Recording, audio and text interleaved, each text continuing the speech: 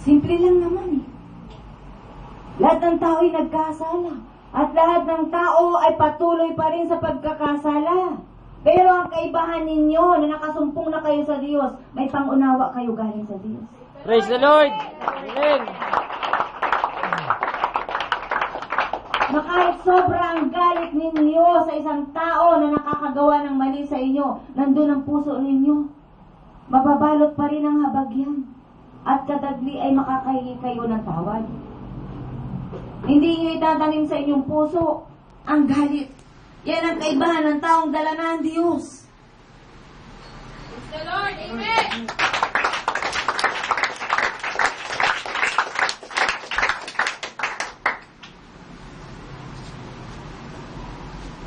Kapagkat hindi na ang puso ninyong dati ang nandiyan sa inyong sarili, kundi yung pusong bago na ginawa ng Diyos. Puso na kagaya ng puso ni Jesus. Yan ang tatanggapin ng tao na tumatanggap kay Jesus. Praise the Lord! Amen!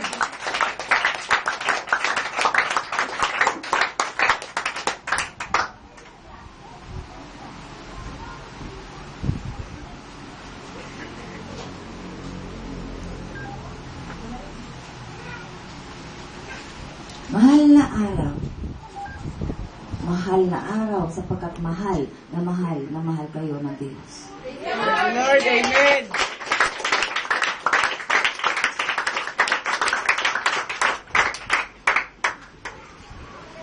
Eto, test sa inyo. Kung gusto mo umupo, pwede lang umupo.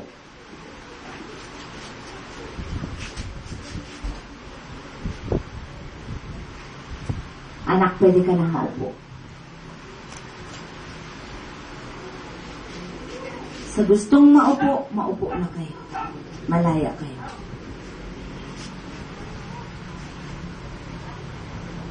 God is good? All the time! All the time? God is good!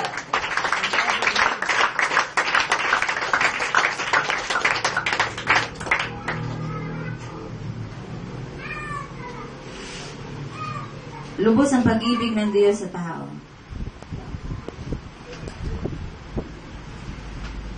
Unang-unang gagawin ninyo ngayong mahal na araw, makipagkasundo kayo sa mga kaaway. Kung sila'y maaabot sa anumang pamamaraan, makipagkasundo kayo. Subalit kung hindi nyo na sila malaman kung nasaan, okay lang. Sabihin sa Diyos, Panginoon ko, at Diyos ko, nasaan man ang kaaway kong ito, nawa ay okay ang buhay niya at higit sa lahat, nawa ay tinanggap ka na niya.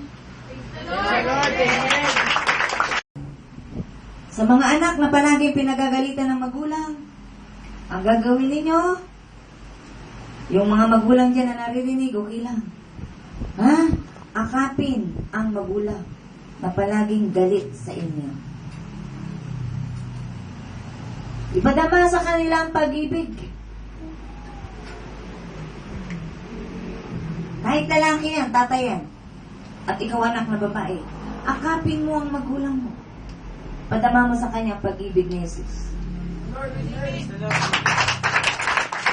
Alam niyo ba ang hiwaga ng akap? Ngayon, subukan ninyo. May hiwaga yan.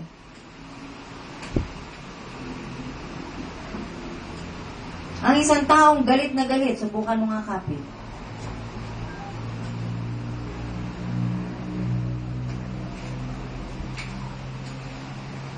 Mag-ingat ka nga lang. Baka mas malakas siya at itulak ka niyang bigla. Ano man ang gawin sa'yo ng taong galit sa'yo, kung wala kang galit sa kanya, ay baliwala sa'yo. Praise the Lord! Amen!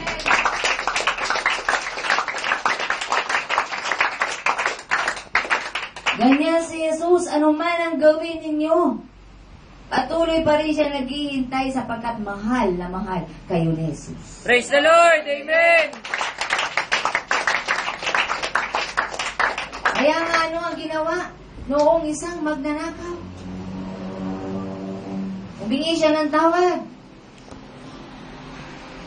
At bago mawala si Jesus, ay sinabi niya, Panginoon, alalahanin mo ako. pagdating mo sa iyong kaharian. At ano ang sabi ni Jesus? Ngayon pa lamang ay sinasabi ko, isasama kita sa paraiso. Praise the Lord. Amen.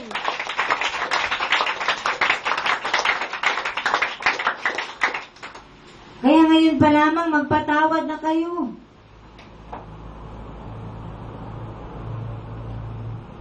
Ang taong marunong magpatawad ay hindi tinitingnan ang kanyang sarili.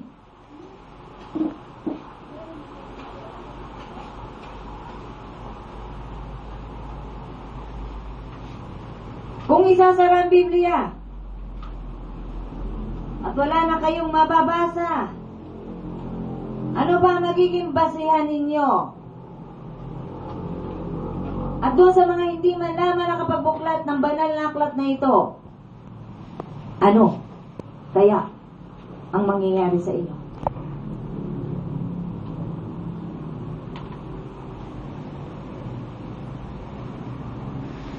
Si Jesucristo na ang tumawag sa inyo.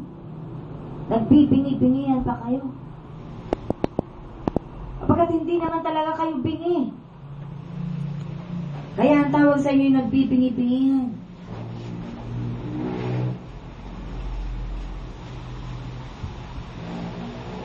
Simple, mga anak. Maraming kulang sa inyo naman nagdaang araw. Galit na lagi ang tatay at nanay. Ang sabi, wala ka ng kwenta, anak. Anak pa ba kita? Wala kang kwenta. Ngayon, sabihin mo sa kanya, oo, nagkasala ka. Pagkat hindi mo pa alam ang kahulugan ng pagiging anak. Doon sa mga kabataan narito, humingi kayo ng tawad sa mga magulang ninyo dahil sa Diyos, sa pagsunod sa Diyos, nagagalit sila sa inyo. Humingi kayo ng tawad. At tingin sa Diyos na maunawaan din nila ang kahulugan ng pagkakatawag ng Diyos sa buhay niyo. Ibalik ang relasyon ng magulang sa anak at ng anak sa magulang. Yan ang ginawa ni Jesus para mabalik kayo sa piling ng Diyos.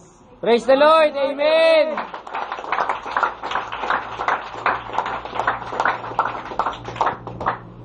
Dito hindi kayo magkakakilala. Pero sa langit, alam ng Diyos kung sino ang para sa Kanya. Kaya kayo kung tunay na tumanggap sa Diyos at gumagawa ng ayon sa nais ng Diyos, kayong lahat dito ay magkakapatid, kaya kailangan tingnan nyo ang mga mukha niyan mamaya. At kung magagawa ninyo at magagawa nyo naman talaga, alamin nyo na ang mga pangalan niya. Sa labas, kapag nagkita kayo, ay magbatian kayo bilang magkakapatid sa pananampalataya.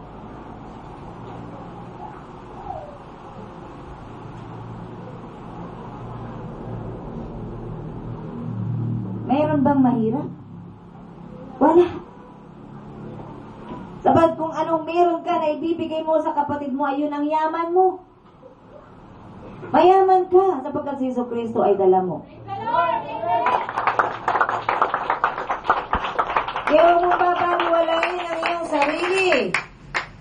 Sapagkat ang katawang yan ay templo ng banal na Espiritu.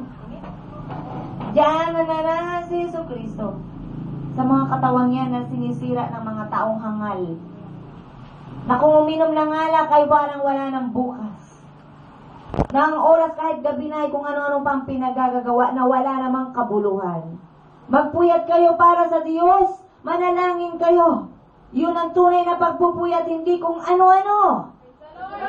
Yung mga sinasabing naglilibang lang naman ako, maglibang ka kung tunay na may relasyon ka na kay Jesus. Ubalit kung wala ka pang pagtanggap sa Kanya, huwag ka munang maghanap ng kalibangan.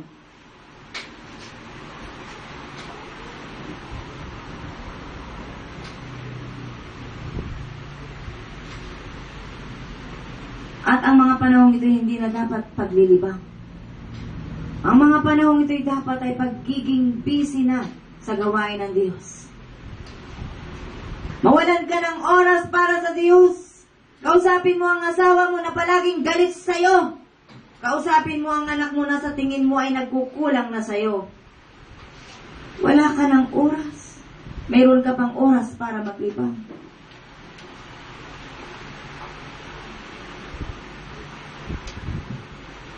Ang ibang mga mahal sa buhay ay tunay na tumanggap na sa Diyos o iilan lamang kayo na nandito at nakikinig sa salita ng Diyos. Bakit ang anak mo hindi mo madala? Sino ba ang tatay? At sino ba ang nanay? Pagdating sa gawain ng Diyos, manindigan kayo. Kayo ang magulang na pinagkatiwalaan para sa mga anak ninyo.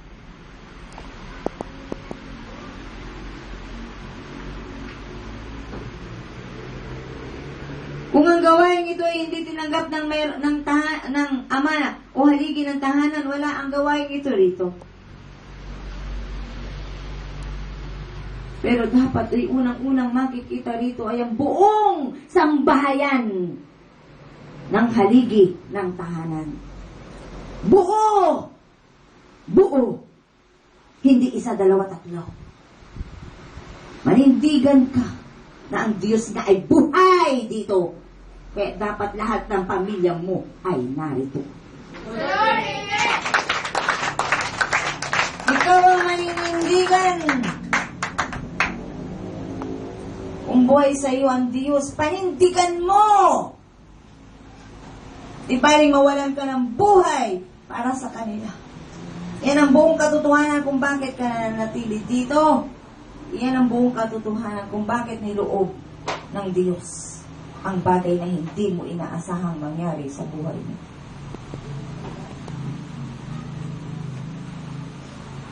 Yan ang tunay na kayamanan na nasumpungan na ninyo. Pero bakit hindi mo ipinatatanggap sa ibang mahal mo? Ang tunay na kayamanan ay hindi mo pababayaan. Lord, Amen.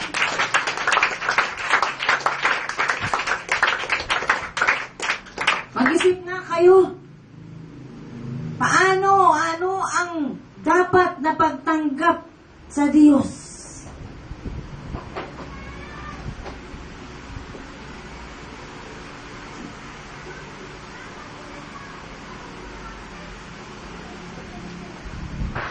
Kapag nawala ka dito sa ibabaw ng lupa, sigurado ka sa langit ang punta mo. Paano ang mga mahal mo sa buhay? Nang gagawin mo lamang naman ay iimbitahin mo silang maupo dyan sa mga upuan para makinig.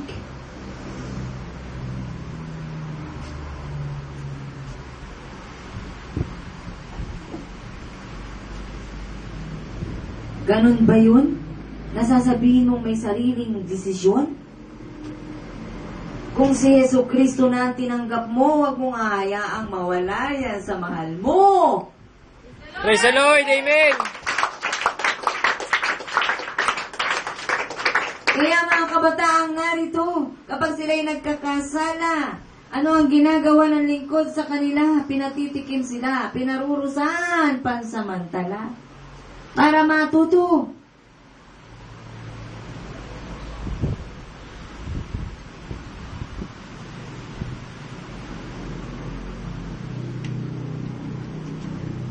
Tanungin niyo yung mga kabataan narito, yung mga nakasunod ng The Voice of Jesus, kung papayag ba silang mawala sa gawain ito.